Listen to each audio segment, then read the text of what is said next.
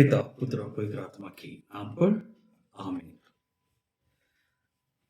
क्रिस्त में मेरे प्यारे श्रोताओं, आप सभी को जय यीशु।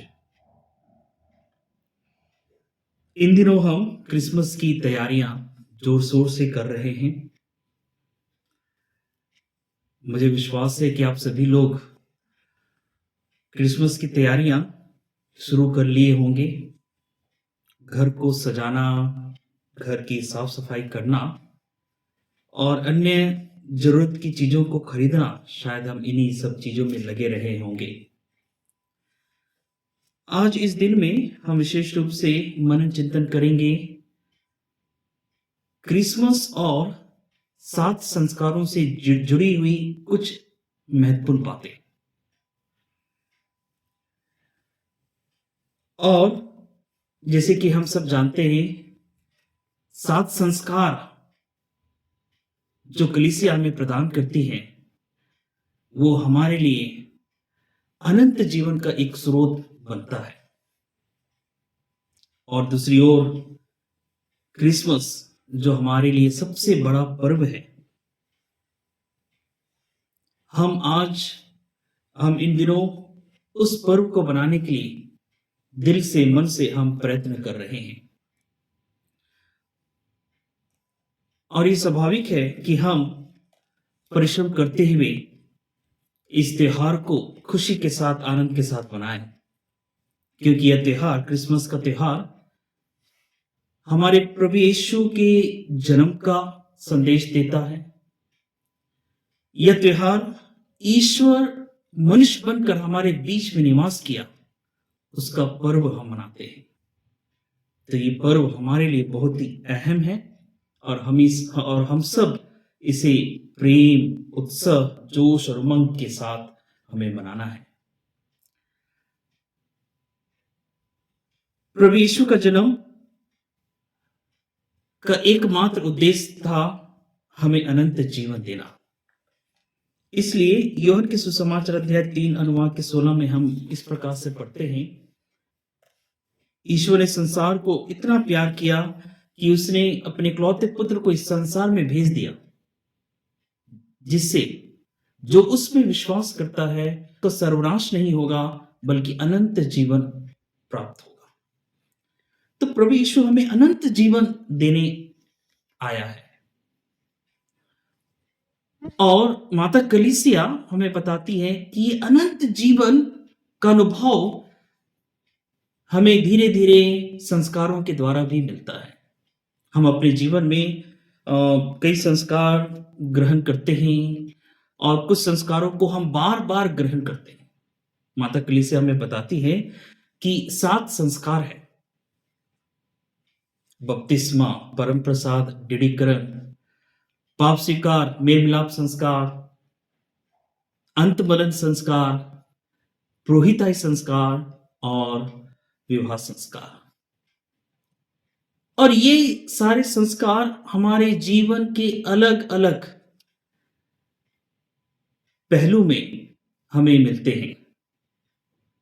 जीवन के हर एक अलग अलग मोड़ में हमें इन संस्कारों से होकर गुजरना पड़ता है और इन संस्कारों के द्वारा हमें अनंत जीवन मिलता है, अनंत खुशी हमें मिलता है। सबसे पहला संस्कार पर हम मनन चिंतन करेंगे, वो है बपतिस्मा संस्कार। बपतिस्मा संस्कार ये एक ऐसा संस्कार है जिसके द्वारा हमें अपने पापों से मुक्त करता है, हमें एक नया जीवन प्रदान करता है। बपतिस्मा के द्वारा हम कलीसिया के संतान बन जाते हैं और कलीसिया हमें स्वागत करता है। ठीक उसी प्रकार हम देखते हैं कि जब हम क्रिसमस मनाते हैं या बड़ा त्योहार मनाते हैं, तब प्रभु का जन्म इसलिए हुआ कि वह हमारे पापों से हमें मुक्त कर सके, हमें छुटकारा दे सके और हमें अनंत जीवन दे सके। इसलिए यूहन्ना के सुसमाचार अध्याय 10 अनुवाद के 10 में हम इस प्रकार से पढ़ते हैं, चोर चुराने, मारने और नष्ट करने आता है, मैं इसलिए आया हूं कि मैं तुम्हें अनंत जीवन दे सकूं। तो क्रिसमस का एक संदेश ये भी है कि प्रभु का जन्म इसलिए हुआ कि वह हमारे पापों को धोए, हमारे पापों से हमें छुटकारा दे और हमें अनंत जीवन की ओर ले जाए। यही समानता हम देखते हैं बपतिस्मा संस्कार और क्रिसमस में। दूसरा संस्कार, और वो है परम प्रसाद संस्कार। ये वो संस्कार है जिसके द्वारा हम प्रभु यीशु के शरीर और रक्त को ग्रहण करते हैं। और जब हम प्रभु यीशु के शरीर और रक्त को ग्रहण करते हैं तब हम एक हो जाते हैं, एक बन जाते हैं। जैसे कि हम जानते हैं कि जब हम परम प्रसाद ग्रहण करते हैं, प्रभु हम में एक बन जाते हैं, हम प्रभु में एक बन जाते हैं, और फिर हम दो नहीं बल्कि एक बन जाते हैं। जब हम क्रिसमस की तैयारियां करते हैं तो हम जानते हैं कि प्रभु का जन्म बेतलहम में हुआ था, और हिब्रू में बेतलहम का अर्थ है रोटी का घर। बेतलहम का अर्थ है रोटी का घर। इसका अर्थ यह है कि प्रभु इस संसार में जन्म लिया, एक रोटी बनकर प्रभु हमारे बीच में जन्म लिया। वह हमें आध्यात्मिक भोजन के रूप में अपना शरीर और रक्त हमें प्रदान किया, और आज हम जीवित हैं तो उन्हीं के कारण है। जब जब हम परेशानियों से होकर गुजरते हैं, जब जब हम दुख और तकलीफों से होकर गुजरते हैं, तब प्रभु यीशु का शरीर और रक्त हमें शक्ति देता है, बल देता है, आगे बढ़ने का साहस हमें प्रदान करता है। यूहन्ना के सुसमाचार अध्याय 6 अनुवाद के 35 में हम इस प्रकार से पढ़ते हैं। प्रभु कहते हैं, जीवन की रोटी मैं हूं, जो मेरे पास आता है उसे कभी भूख नहीं लगेगी, और जो मुझ में विश्वास करता है उसे कभी प्यास नहीं लगेगी। यूहन्ना के सुसमाचार अध्याय 6 अनुवाद के 56 में हम इस प्रकार से पढ़ते हैं, जो मेरा मांस खाता है, मेरा रक्त पीता है, वह मुझ में और मैं उसमें निवास करता हूं, और वे एक बन जाते हैं।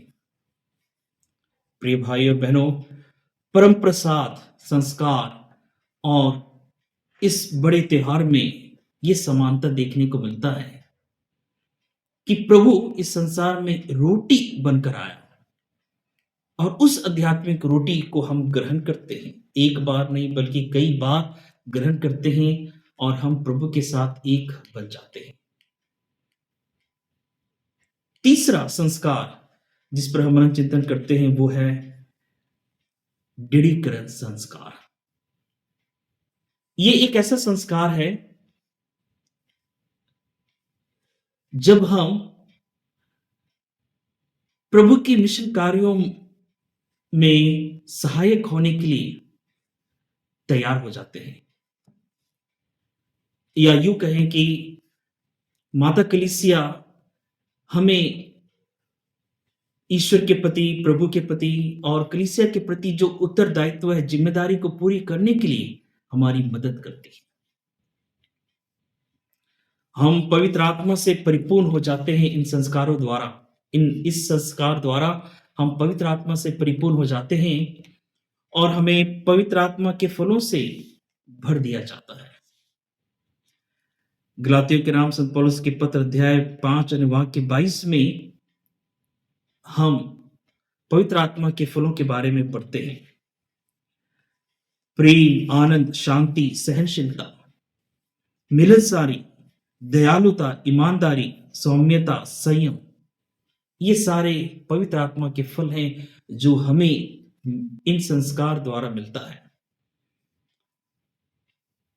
और पवित्र आत्मा के इन फलों के द्वारा हम अपने जीवन को अच्छी तरह से जीने का प्रयास करते हैं। ईश्वर के प्रति जो उत्तरदायित्व है, माता पिता, समाज या देश के प्रति जो उत्तरदायित्व है, हम इन संस्कारों के द्वारा हम धीरे धीरे पूरा करने का प्रयत्न करते हैं। और इसके साथ साथ हम देखते हैं कि इस क्रिसमस त्योहार में भी पवित्र आत्मा का बहुत बड़ा योगदान है। प्रभु के जन्म का समय में स्वर्गदूत मरियम के पास आती है और उसे बताती है। लूकस का सुसमाचार अध्याय 1 अनुवाद के 35 में हम पढ़ते हैं, स्वर्गदूत ने मरियम से कहा, आप डरिए नहीं, आप पवित्र आत्मा से परिपूर्ण होंगे और आप जो पुत्र प्रसव करेंगे वह पवित्र होंगे। तो कहने का अर्थ यह है कि मां मरियम पवित्र आत्मा से परिपूर्ण हुई। और उसके साथ साथ हम देखते हैं जब वह गर्भवती थी तो पवित्र आत्मा की प्रेरणा से ही संत यूसुफ और मरियम मिस्र देश की ओर चले जाते हैं, जिससे कि भविष्य में बालक यीशु सुरक्षित रह सके, राजा हेरोद उन्हें ढूंढकर ना मार सके। तो पवित्र आत्मा के प्रेरणा से ही वे दूसरे देश मिस्र चले जाते हैं और सुरक्षित रहते हैं। तो कहने का अर्थ यह है कि पवित्र आत्मा हमारे जीवन को सुदृढ़ बनाता है, हमें शक्ति और बल देता है, जिससे कि हम अपनी जिम्मेदारी और जो दुख तकलीफ है परेशानियां हैं उसको हम सकारात्मक सोच के साथ आगे बढ़कर अपने सभी उत्तरदायित्व को हम सब निभा सके। चौथा है मेल मिलाप या पाप स्वीकार संस्कार। यह एक ऐसा संस्कार है जिसके द्वारा हम अपने पापों से छुटकारा पाते हैं, प्रभु हमें क्षमा देते हैं और हम एक नए इंसान बन जाते हैं।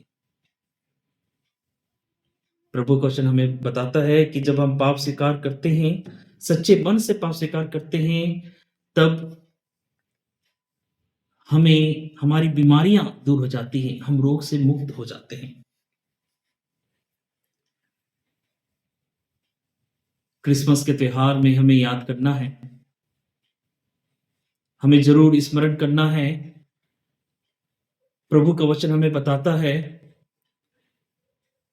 निरोगियों को नहीं बल्कि रोगियों को वैद्य की आवश्यकता होती है, मैं धर्मियों को नहीं बल्कि पापियों को बुलाने आया। मार्कुस का सुसमाचार अध्याय 2 अनुवाद के 15, अध्याय 2 अनुवाद के 17 में हम पढ़ते हैं। प्रभु का एकमात्र लक्ष्य था कि वे इस संसार में आए और हमारे पापों को हमसे छुटकारा दिलाए, हमें पाप क्षमा मिले और हमें मुक्ति मिले। और इसलिए प्रभु इस संसार में आए, इस संसार में जन्म लिए। पांचवा संस्कार है वो ये है अंत मलन संस्कार। यह एक ऐसा संस्कार है जब हम बीमार होते हैं, अस्वस्थ हो जाते हैं या मृत्यु की कगार में रहते हैं, तब हम ये संस्कार बार बार ग्रहण करते हैं। और यह संस्कार को ग्रहण करने के बाद हमें एक शक्ति, एक ऊर्जा प्रदान होती है, जिससे कि हम जीवन जी सके या स्वस्थ हो सके या फिर सकारात्मक सोच के साथ हम आगे बढ़ सके। तब हम मृत्यु को अंत नहीं समझते हैं, मृत्यु को केवल एक जरिया समझते हैं जिससे कि हम प्रभु के पास पहुंच सके। और जब हम इस बड़े त्योहार पर मनन चिंतन करते हैं, तब हमें पता चलता है स्वर्गदूत लोग प्रभु के जन्म के समय में इस प्रकार से कह रहे थे। लूकस के सुसमाचार अध्याय 2 अनुवाद के 14 में हम पढ़ते हैं, सर्वोच्च स्वर्ग में ईश्वर की महिमा और पृथ्वी पर उसकी कृपा पात्रों को शांति। प्रभु के जन्म का उद्देश्य ये है कि वो हमें शांति दे, दुख तकलीफ परेशानियों बीमारियों रोगियों को वे शांति दे सके। और हम देखते हैं कि प्रभु जीवन के अंत तक वे हमें बताना चाहे कि मृत्यु जीवन का अंत नहीं है। मृत्यु जीवन का अंत नहीं है। प्रभु ने कई बार प्रभु ने अपने शिष्यों को बताया, मैं ऐसी जगह जा रहा हूं जहां मैं तुम्हारे लिए एक रास्ता तैयार करूंगा। मैं तुम्हारे लिए एक जगह तैयार करूंगा। और हमें स्मरण है कि वह जगह और कुछ नहीं बल्कि हमारा असली घर स्वर्ग है। हम स्वर्ग से आए थे, हम स्वर्ग की ओर जाएंगे। तो मृत्यु हमारे जीवन का अंत नहीं है बल्कि स्वर्ग पहुंचने का एक जरिया है। छठवां संस्कार है, वो है पुरोहिताई संस्कार। ये एक ऐसा संस्कार है जिसके द्वारा हमें प्रभु यीशु के कार्यों को आगे बढ़ाने के लिए प्रेरणा दिया जाता है। प्रभु यीशु के कार्यों को आगे बढ़ाने के लिए हमें अपना जीवन समर्पित करना पड़ता है। जैसे प्रभु ने अपने शिष्यों को चुना और उसके बाद और प्रभु यीशु के शिष्य प्रभु यीशु के पुनर्जीवित होने के बाद वे अलग अलग जगह में चले गए, पवित्र आत्मा से परिपूर्ण होकर सुसमाचार की घोषणा करने लगे और ईश्वरीय प्रेम को बांटने लगे। ठीक उसी प्रकार इन संस्कारों द्वारा प्रभु हमें प्रेरणा देता है कि हम भी प्रभु के लिए कार्य कर सके, अपना जीवन प्रभु के लिए समर्पित कर सके। जब हम क्रिसमस का त्योहार मनाते हैं तो प्रभु भी हमें बताना चाहते हैं कि हम भी मनुष्यों की सेवा के लिए हमेशा तत्पर रहे। प्रभु की इच्छा भी यही थी कि हम मनुष्य की सेवा करें, एक दूसरे की सेवा करें, एक दूसरे की मदद करें, एक दूसरे को प्यार करें, अपने शत्रुओं से घृणा ना करें बल्कि शत्रुओं को प्रेम करें। सातवां संस्कार है वह है विवाह संस्कार। यह एक ऐसा संस्कार है जिसमें एक पुरुष और एक स्त्री एक अटूट रिश्ते में, एक अटूट संबंध और पवित्र संबंध में जुड़ जाते हैं। इस संस्कारों के द्वारा उनके जीवन में, पति पत्नी के जीवन में अनेक आनंद शांति उन्हें प्राप्त होता है और वे हमेशा प्रभु के आंचल में या मां मरियम के आंचल में या प्रभु की आशीष से हमेशा भरे रहते हैं।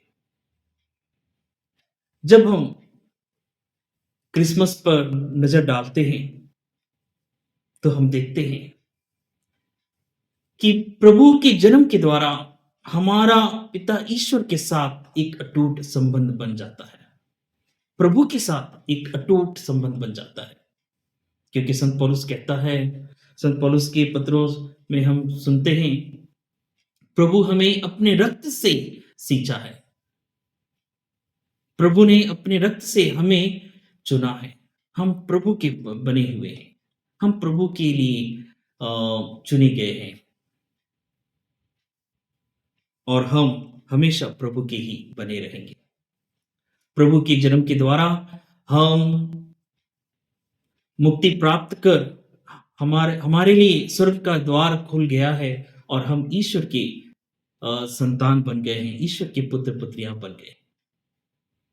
तो इस प्रकार से हम देखते हैं इन सभी समानताएं हमें देखने को मिलता है संस्कारों के द्वारा, संस्कारों में और प्रभु यीशु के जन्म के अवसर पर। प्रिय भाइयों बहनों, ये 7 संस्कार जो माता कलीसिया हमें बताती है और हमें देती है, ये हमारे लिए जीवन के लिए बहुत ही महत्वपूर्ण है। इन दिनों हम क्रिसमस की तैयारियों में लगे हुए हैं। हम बाहरी सजावट करते हैं, इसके साथ साथ अंदरूनी सजावट भी हम करते हैं। हम अपने आप को तैयार करते हैं जिससे कि हम अपने हृदय में प्रभु का स्वागत कर सके, अपने घर में प्रभु का स्वागत कर सके। जब हम चरनी बनाते हैं तो प्रभु केवल चरनी में ही अ, निवास नहीं करता, बल्कि वो चाहता है कि वो हमारे हृदय रूपी घर में निवास कर सके। और उसके लिए बहुत ज़रूरी है हम अपने आप को अंदरूनी रूप से तैयार करें। प्रिय भाई और बहनों, ये संस्कार, 7 संस्कार जो कलीसिया हमें देती है, ये हमारे अंदरूनी दुर्बलताएँ, कमजोरियों को साफ करती है, हमें छुटकारा देती है, हमें पवित्र बनाती है। मार्कुस के सुसमाचार अध्याय 7 में हम पढ़ते हैं, अध्याय 7 अनुवाद के 15 में हम इस प्रकार से पढ़ते हैं, ऐसा कुछ भी नहीं है जो बाहर से मनुष्य में आकर उसे अशुद्ध करता है, बल्कि जो मनुष्य में से निकलता है वही उसे अशुद्ध करता है। या प्यारे भाई और बहनों, जो हमारे अंदर से निकलता है, मनुष्य में से निकलता है, वही हमें अशुद्ध करता है। और इस कमजोरी, दुर्बलताओं और अशुद्धताओं को दूर करने का सबसे अच्छा तरीका है इन संस्कारों को ग्रहण करना। पाप स्वीकार संस्कार निरंतर लेना, ग्रहण करना और अपने आप को पवित्र रखना। तो आइए प्यारे भाई और बहनों, इस क्रिसमस के अवसर में हम अपने आप को तैयार करें, अंदरूनी रूप से तैयार करें। हम बाहरी सजावट तो कर रहे हैं, लेकिन इसके साथ-साथ हम अंदरूनी तैयारियां भी करें, अपने आप को शुद्ध रखें कि प्रभु हमारे हृदय रूपी में जन्म ले और हम एक अच्छा त्योहार खुशी के साथ, आनंद के साथ मना सके और प्रभु की आशीष और कृपा हम सबको मिल सके। यही प्रार्थना के साथ एक बार फिर मैं आप सबों को क्रिसमस की ढेर सारी शुभकामनाएं अदा करता हूं। बहुत बहुत धन्यवाद। पिता, पुत्र और पवित्र आत्मा के नाम पर आमीन।